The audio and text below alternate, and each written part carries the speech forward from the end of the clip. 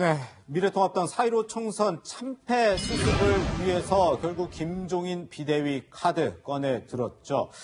우선 김종인 전 위원장 어떤 조건이 있어야 비대위를 맡을 수 있다고 했는지, 그리고 심재철 대표 권한대행 이에 대해서 어떻게 얘기를 했는지 먼저 들어보겠습니다.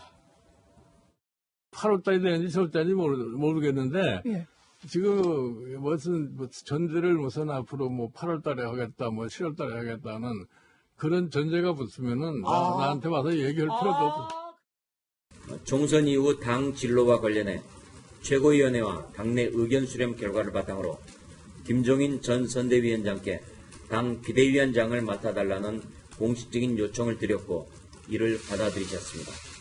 이제 당 위기 상황을 수습하고 다시 수권정당으로서 새로운 시작을 위한 개혁과 변화를 위해 김종인 전 위원장을 비상대책위원장으로 의결하기 위한 전국위원회를 4월 28일 화요일 날 개최할 예정입니다.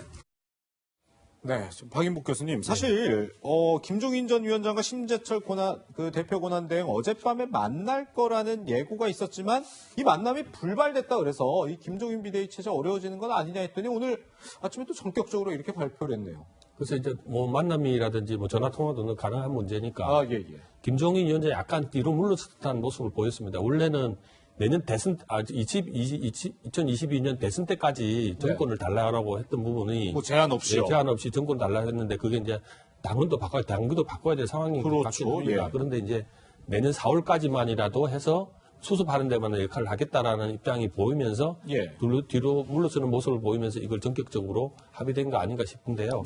어쨌든 최종적으로 28일 날 열린다는 전국위원회에서 의결이 돼야 될 상황입니다. 그렇죠. 당시에 이거 사실은 의결한다는 게 지금 사전 정지 작업들은 했겠습니다만은 또 의결은 또 의결대로 따로 있습니다. 이건 저번에 한번 김태형 저번에 위원장이 한번 했다가 김용태 의원이 한번 했다가 전국위원회에서 거부된 적도 있고 그런 것이거든요. 전국위원회를 열어봐야 알겠습니다만은 지금은 어쨌든 수습 국민이 빨리 진행되면서 이 사태를 마무리하고 다음 단계로 나아가기 위해서는 어찌 보면은 좀 일치 단결된 모습으로 미뤄가서 수습되는 게 중요한 거 아닌가 싶습니다. 이걸 뒤로 미루고 누가 되느니 마느냐 하다가 또 한 번 상처가 나면 영원히 회복되기 힘들다 이렇게 보여집니다. 네, 지금 전국위원회 얘기도 해주셨는데 이 김종인 비대위 출범을 위해서 통합당은 다음 주 화요일 전국위원회를 열 예정입니다. 그런데 문제는 당 내에서 여전히 찬반이 엇갈리고 있다는 점입니다. 관련 이야기 들어보시죠.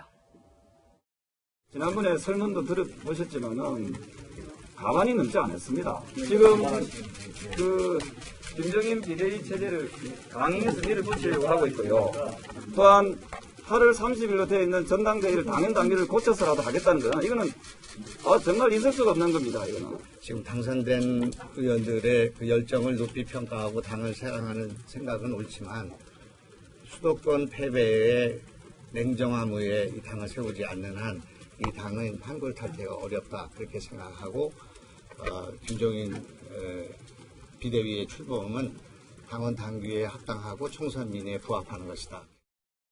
네, 변호사님 지금 보니까 반대하는 쪽에서는 김종인 전 위원장에게 전권을 주는 것에 대해서 지금 반대하는 것 같고 반면에 찬성하는 쪽은 그럼 대안이 있냐 이런 것 같은데 변호사님 어떻게 보십니까? 제가 지난번에도 한번 말씀드린 것 같은데 김종인 비대위원장은 최선책은 아니에요. 최선책 아니라고 봅니다. 차선은 된다는 거죠. 제가 생각하는 지금 미래통합당의 이제 비대위원장 조건 보면 젊은 세대, 그 다음에 카리스마, 정치력 이런 것들이 있어야 되거든요. 크게 이제 말씀드리면 김종인 비대위원장은 젊은 세대는 아닙니다. 흘러간 예대분인 건 맞아요. 그래서 제가 최선책은 아니라는 거죠.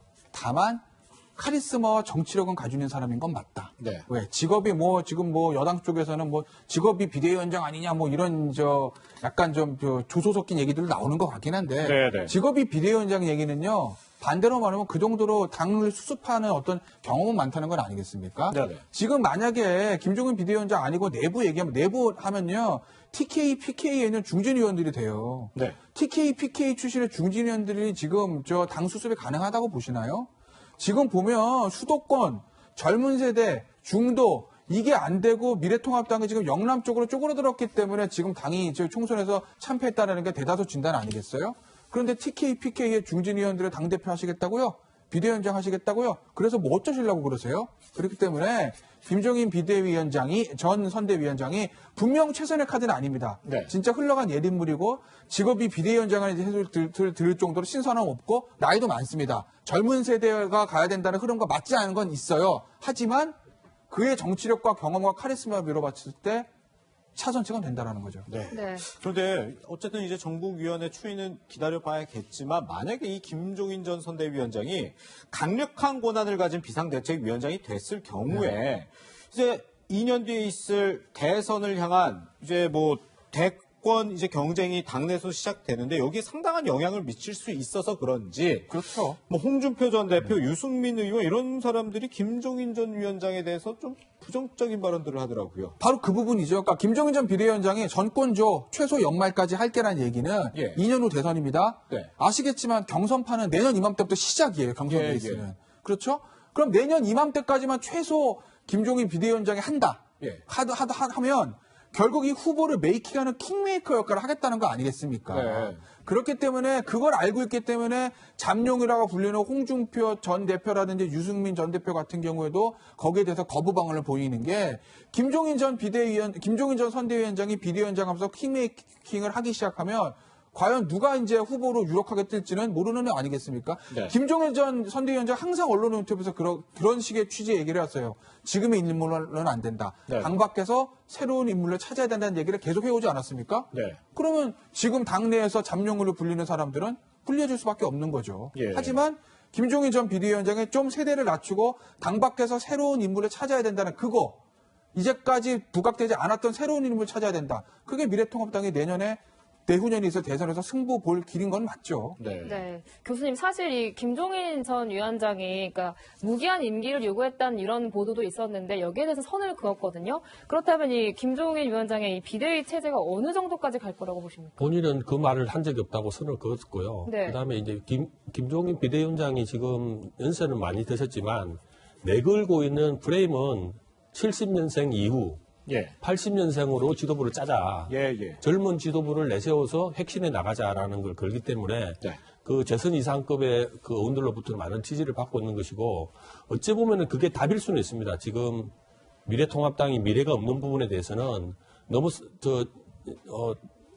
과거에 계속 해왔던 분들, 특히 홍준표 이런 분들은 두 번이나 선거를 실패한 분 아니겠습니까? 그리고 선당우사 하라고 했는데 본인이 무소속으로 안정적인 대구에 가서 당선돼 오신 분들이거든요. 이런 분들의 전면에 내세우기보다는 젊은 층을 내세우자라고 주장을 하고 있기 때문에 동의를 받고 있는 것이고 또 한편으로는 이제 그림으로 보면 내년 4월에 어쩌면은 지금 부산 선거도 보궐선거 해야 되지 않겠습니까? 네, 그렇죠. 그리고 재보궐 지역이 90명이 재판을 받고 있는 상황이기 때문에 예. 그때 다시 한번 어떤 지금 미래통합당이 반전을 시켜낼 수 있겠다는 본인의 어떤 그 가정들 그림이 있는 것 같습니다. 네. 이걸 믿고 하는 것이기 때문에 저는 개문 발차를 하더라도 일단 비대위 체제를 해서 어찌 보면 정권을 줘서 재건축을 해야 될 상황이라고 인식을 같이 해야 되는 것이 지금 미래통합당 입장에서는 당연한 거 아닌가 보여집니다. 그렇군요.